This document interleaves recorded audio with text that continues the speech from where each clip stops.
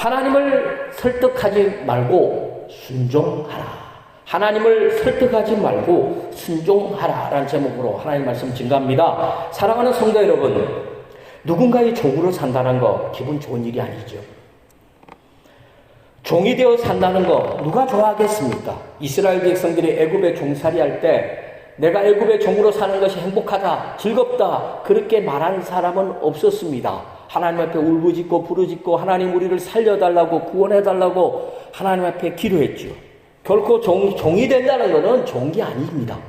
그런데 그 누군가가 하나님이었을 때는 상황이 달라져요. 우리가 하나님의 종으로 산다. 우리가 하나님의 종으로서 이 땅의 삶을 살아간다는 것은 최고의 축복이고 최고의 행복입니다.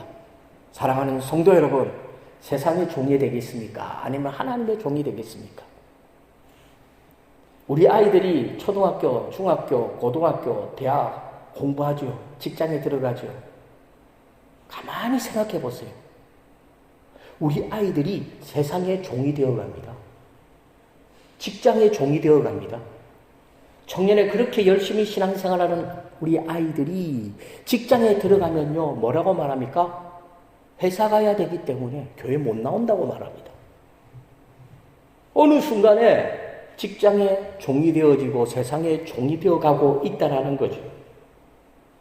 그런데 직장 너무 믿지 마세요. 직장은요, 필요 없으면 과감하게 잘라버려요. 과감합니다. 잘라버린다니까요. 사표 쓰라고 그래요. 그러나 우리가 하나님의 종으로 산다면 우리 하나님은 우리에게 사표 받지 않아요. 우리를 자르지 않아요. 영원토록 우리와 함께 하시고 우리의 편이 되어 주십니다. 그래서 우리가 하나님의 종으로 산다는 것은 인간으로서 가장 큰 축복이고 가장 큰 행복입니다. 그러므로 저와 성도님들은 하나님의 종으로 살아가시기 바랍니다. 무엇보다 하나님의 종으로 부름받은 인생을 살아갈 수 있기를 바랍니다. 하나님 앞에 쓰임받는다는 거, 이거는요, 내가 진정한 하나님의 사람으로 거듭났다는 증거예요. 오늘 하루 내가 뭐 했습니까? 하나님의 일을 한 가지라도 했다면 그분들은 나는 하나님의 사람으로 거듭났다라는 거예요. 그런데 하나님과 상관없는 삶을 지금까지 살아왔다면 문제가 많이 있습니다. 오늘 본문 말씀을 보면 하나님이 모세를 쓰시려고 모세를 부르십니다. 모세는 하나님이 화를 낼 정도로 하나님의 부르심을 거절하고 있습니다. 출애굽기 4장 13절과 14절 우리 상반절까지 말씀 다 같이 읽겠습니다. 시작. 모세가 이르되 오 주여 보낼 만한 자를 보내소서. 여호와께서 모세를 향하여 노하여 이르시되. 모세는 거절합니다. 하나님이 화가 났습니다. 그렇다면 왜 모세는 하나님의 부르심을 거절하고 있습니까? 모세가 겸손했기 때문일까요? 아닙니다. 그러면 모세가 악하기 때문입니까? 그것도 아닙니다. 40년 동안 모세의 미디안 광야의 삶을 통해 우리는 그 사실을 알 수 있어요. 모세가 왜 하나님의 부르심을 거절했는지를, 모세가 미디안 광야에서 40년 동안 양치기 하면서 살았던 그 삶을 보면요, 모세가 왜 하나님의 부르심을 거절했는지를 우리가 알 수가 있어요. 성도님들도 잘 아시다시피 모세의 삶은 40년씩 나누어집니다. 40년, 40년, 40년, 3, 4, 12, 120. 오래 살았네요. 첫 번째 40년, 어린아이부터 갓난아기에 태어나서 나이 40살 때까지 애굽의 왕자로서의 삶을 살았습니다. 이때 모세는 진짜 환상적이었습니다. 남부러울 것이 없었습니다. 자신이 하려고 하면 못하는 일이 없었습니다. 왜요? 애굽의 왕자였기 때문입니다. 그러나 두 번째 40년의 삶은 완전히 달랐습니다. 모세는 40년 동안 미디안 광야에서 양을 치며 살았습니다. 모세의 40년 동안의 이 양치기의 삶은요, 애굽의 왕자로서의 모든 것을 다 빼앗아가 버렸어요. 아무것도 할 수 없는, 그저 먹고 살기 위해서 양을 치며 살아가는 촌부로 전락시켜 버렸습니다. 광야의 삶은 결코 만만한 삶이 아닙니다. 모세에게 광야의 삶은 고통의 연속이었죠. 모세는 광야에서 40년 동안 먹고 살기 위해서 애쓰고 힘쓰고 살았다는 겁니다. 마치 광야의 한 마리 짐승이 자기 새끼들을 먹여 살리기 위해서 처절하게 몸부림치며 살았던 것처럼 모세는요, 그 광야라는 그 험한 환경 속에서 자기 아내와 자기 자식들을 먹여 살리며 살았어요. 오늘날 우리 성도들도 마찬가지잖아요. 이 세상 속에서 내 자식과 내 처를 먹여 살리기 위해서 진짜 험하게 살고 있지 않습니까? 그런데 이와 같은 광야의 처절한 삶은 시간이 흐를수록 모세를 더 위축시켰습니다. 점점 가라앉게 만들었어요.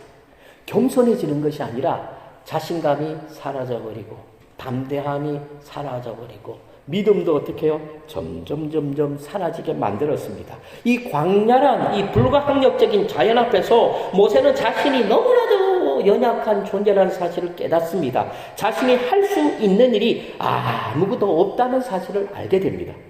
모세가 애굽에서 배운 학문도 광야에서는 아무 소용이 없었습니다. 모세가 광야에서 태어나고 자랐다면 몰라도 모세에게 이 40년 동안의 이 미디안 광야 생활은 모세를 충분히 아무것도 할 수 없는 무능력한 촌부로 전락시키기에 충분했습니다. 그래서 모세는 끝없이 위축된 삶을 살았어요. 쉽게 말해서 그냥 사니까 사는 거예요. 왜 살아요? 왜 직장 생활합니까? 돈을 벌어야죠. 왜 돈을 벌어야죠? 돈을 벌어야 내 가정을 꾸려나갈 수 있잖아요. 내 아이들 공부시킬 수 있잖아요. 먹고 살 수 있잖아요.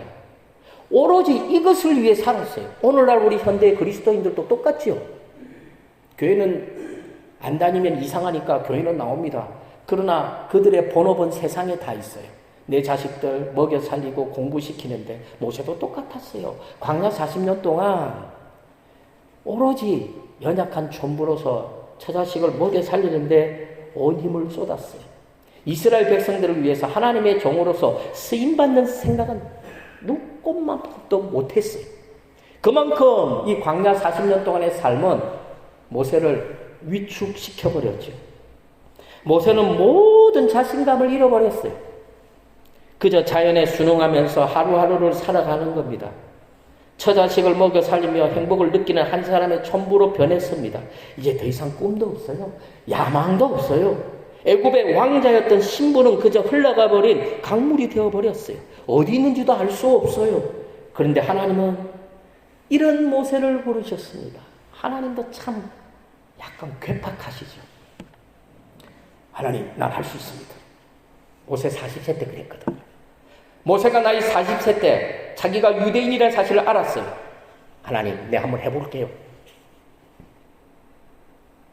자신만만했어요. 할 수 있을 것 같았어요. 그때 하나님은 안 불렀어요. 그런데 광야 40년의 삶을 살고 나니까 나이가 80이 되죠. 할아버지가 됐어요. 아무것도 할 수 없는 아주 연약한 촌부 할아버지의 모습. 이제 모세는요, 이제 아무것도 못해요. 못해. 스스로도 자신도 다 잃어버렸어요. 완전히 모세의 모든 자신감과 담대함은 밑바닥으로 곤두박질 쳤어요. 그런데 하나님은 이런 모세를 부르셨어요. 그러므로 모세가 하나님의 부르심을 거절한 것은 모세가 교만한 것도 아니고 그렇다고 모세가 악한 것도 아니에요. 겸손한 것도 아니에요. 모세 있는 그대로예요. 모세의 지금 그 모습 그대로라니까요. 모세는 하나님의 일을 감당할 수 있는 실력도 능력도 없어요. 그래서 모세는 하나님의 명령을 거절했다기보다는 자기 자신을 있는 모습 그대로 하나님 앞에 보여준 거예요. 그래서 있는 그대로 사실대로 하나님 앞에 말한 것뿐이에요. 그런데 하나님은 그런 촌부와 같은 스스로는 아무것도 할 수 없다고 말하는 이 모세를 부르셨어요. 왕자로서 자신만만했던 모세는 부르지 않았어요. 아무것도 할 수 없는 모세, 하나님 없이는 말도 제대로 못하는 이 모세를 하나님이 부르셨다라는 겁니다. 출애굽기 3장 10절 다 같이 읽습니다. 이제 내가 너를 바로에게 보내어 너에게 내 백성 이스라엘 자손을 애굽에서 인도하여 내게 하리라. 하나님이 모세에게 한 말입니다. 그러므로 연약한 모세는 하나님의 사명을 거절할 수밖에 없는 거예요. 모세 자기 자신을 보니까 하나님, 제가 하기 싫어서가 아니에요. 하나님, 저는 그 일을 감당할 만한 힘도 없고 능력도 없습니다. 거절도 아니에요. 어떻게 보면 있는 모습 그대로 말한 거예요. 진실되게 정직하게 말한 거예요. 그래서 모세는 하나님의 말씀, 명령을 거절할 수밖에 없는 겁니다. 모세에게는 더 이상 애굽의 왕자였을 때의 모습은 찾아볼래야 찾아볼 수가 없습니다. 광야 40년 동안 완전히 씻겨져 버린 거예요. 그런데 하나님은 그런 모세가 너무 좋아요. 우리 하나님은 참 독특하시죠. 우리 하나님은 이런 분이라니까요. 하나님 아무것도 못해요. 실패하고 좌절하고 눈물 흘리고 땅바닥에 곤두박질 쳐서 모든 사람들에게 손가락질 밟고 그럴 때 하나님은 그 사람을 붙들어 세운다니까요. 하나님은 그런 모세, 그런 사람을 하나님은 좋아합니다. 40세의 모세는 자기 동족을 위한다는 명목으로 애굽 사람을 쳐 죽여버립니다. 자기는 잘했다고 생각했어요. 유대인들을 위해서 한 일이니까. 물론 실수로 죽였겠죠. 그렇지만 하나님은 그런 모세 안 불렀죠. 사람은 자신의 무능함을 깨달을 때, 나는 아무것도 할 수 없다고 말할 때 사람은 순종하기 시작합니다. 자신의 연약함을 알 때 하나님을 향한 믿음이 생기기 시작합니다. 그래서 하나님은 모세처럼 자신의 무능함을 아는 사람을 하나님은 좋아하십니다. 조금이라도 자신의 의지가 살아있으면요, 순종 안 합니다. 자기가 하려고 그러지. 사랑하는 성도 여러분, 성도들이 왜 세상에서 넘어지고 실패하는 줄 압니까? 자신의 무능함을 모르기 때문입니다. 교만하기 때문에 성도들이 세상에서 실패하고 넘어지는 거죠. 좀 더 정확하게 말하면 성도들이 순종하지 않기 때문에 망하는 겁니다. 하나님은 왜 연약한 모세를 부르셨습니까? 모세가 연약하기 때문에 모세는요, 하나님 말씀에 순종합니다. 그러므로 성도는 하나님 말씀에 순종하면 강해집니다. 성도가 실력이 있어서 강해지는 게 아니고 성도는 하나님 말씀에 순종하면 강해집니다.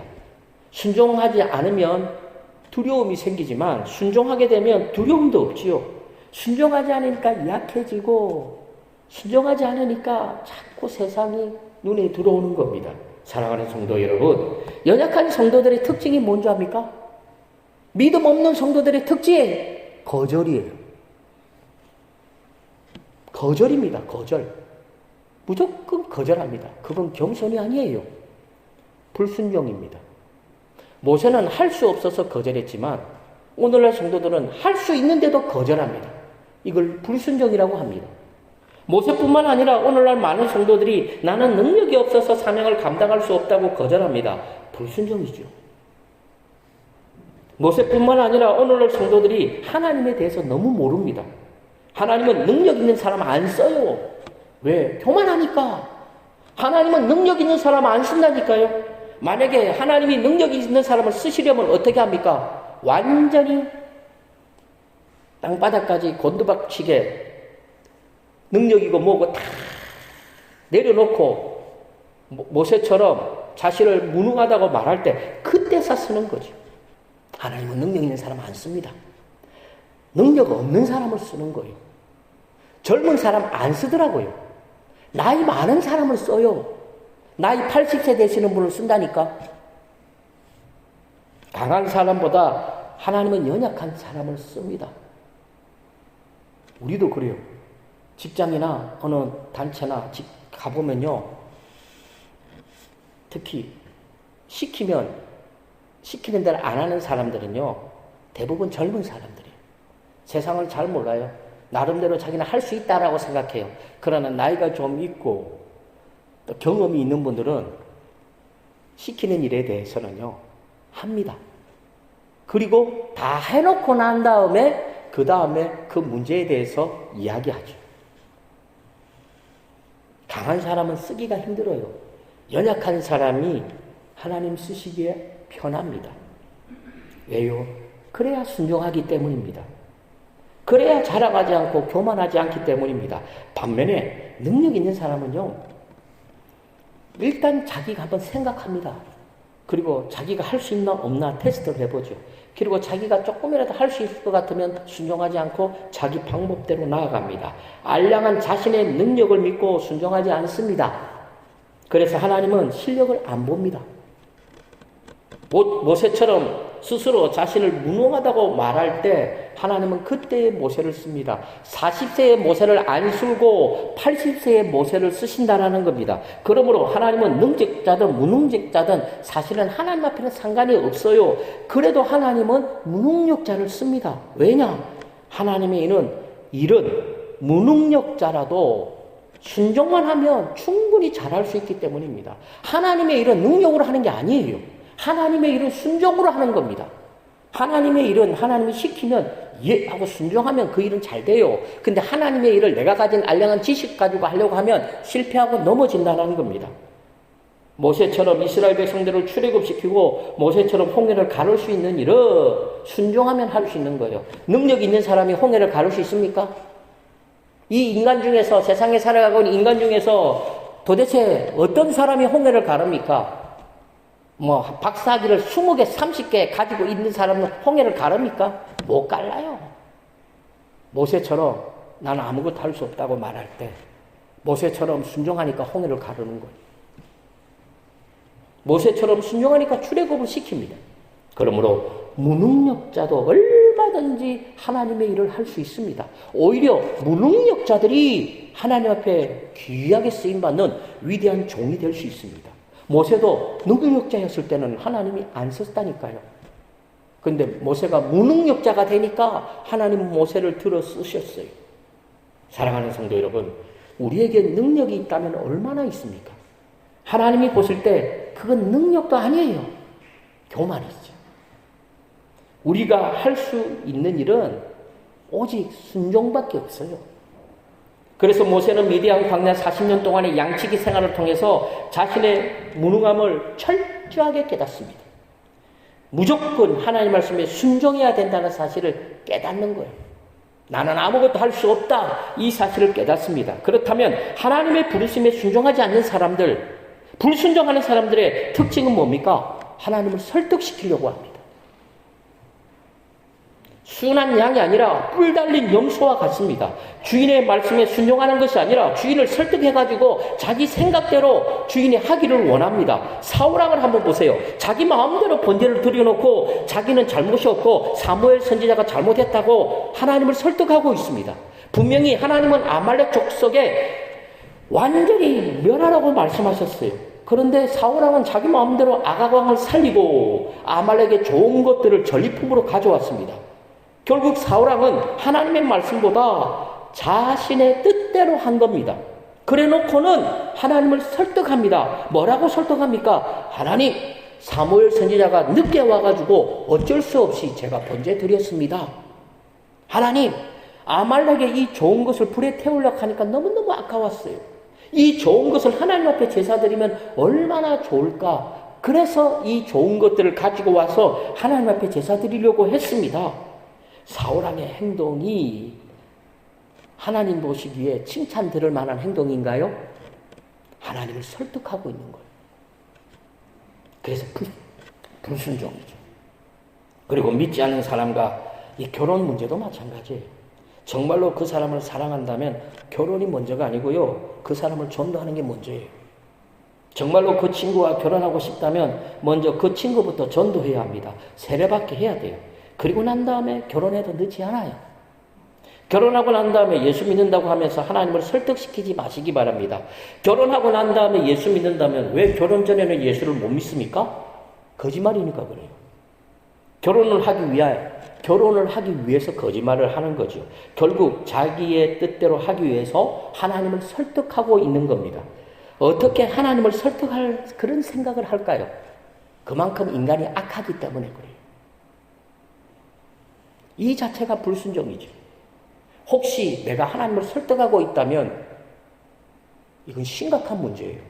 병으로 따지면 불치병이에요. 모세를 보세요. 처음에는요, 모세도 하나님을 설득했다니까요. 결국은 모세가 하나님 앞에 설득을 당합니다. 그렇다면 모세는 하나님을 어떻게 설득합니까? 모세는 이스라엘 백성들이 자신을 모른다고 말합니다. 하나님, 이스라엘 백성들은 저를 몰라요. 그리고 이스라엘 백성들이 나를 모르기 때문에 내가 하나님이 보낸 사람이라는 사실을 믿지 않을 겁니다. 그래서 저는 출애굽의 지도자가 될 수 없습니다 하고 하나님을 설득합니다. 그래서 하나님이 뭐라고 말합니까? 모세의 지팡이를 뱀이 되게 하는 기적을 보여주십니다. 하나님은 모세에게 이스라엘 백성들이 믿고 안 믿고 이거에 신경 쓰지 말라고 말합니다. 지팡이를 뱀으로 다시 뱀을 지팡이로 만드시는 하나님을 믿으라는 거예요. 하나님을 믿고 나아가라는 겁니다. 쓸데없는 걱정하지 말고 하나님을 믿으라는 겁니다. 내가 너에게 보여주었던 것처럼 믿지 않는 이스라엘 백성들 앞에서 지팡이를 뱀으로 만들어 보기라는 겁니다. 모세에게 지팡이를 들고 가서 그 이스라엘 백성들이 안 믿을 테니까 지팡이를 이스라엘 백성들 앞에 던지라는 거예요. 그럼 뭐가 된다고요? 뱀이 됩니다. 그럼 모세가 다시 그 지팡이 꼬리를 잡겠죠. 그럼 뭐가 됩니까? 지팡이가 되는 겁니다. 그 장면을 이스라엘 백성들이 두 눈으로 보면 네가 하나님이 보낸 지도자라는 사실을 믿을 것이다. 하나님이 이렇게 말씀하고 있는 거예요. 그리고 하나님은 모세에게 가슴에 손을 넣어보라고 그랬어요. 그 순간 모세의 나병이 걸려버립니다. 그리고 다시 모세가 가슴에 손을 넣습니다. 다시 깨보니까 어떻게 정상인이 됩니다. 하나님은 믿지 않는 이스라엘 백성들에게 이처럼 가슴에 손을 넣어서 나병 환자가 되고 또 가슴에 손을 넣어 정상인이 되는 기적을 그 이스라엘 백성들에게 보여주라는 거예요. 그러면 이스라엘 백성들이 네가 지도자라는 사실을, 하나님이 택하신 지도자라는 사실을 안다는 겁니다. 믿는다는 거죠. 그래도 모세는요, 또 하나님을 설득합니다. 하나님, 나 못해요. 모세는 뭐라고 하죠? 하나님, 나는 말을 잘 못하지 않습니까? 하나님, 나는 말을 잘 못해요. 하면서 하나님을 설득합니다.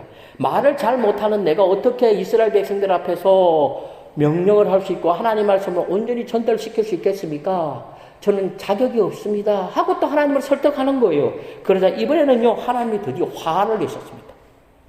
그리고 뭐라고 말합니까? 너에게 말 잘하는 형이 있지 않느냐?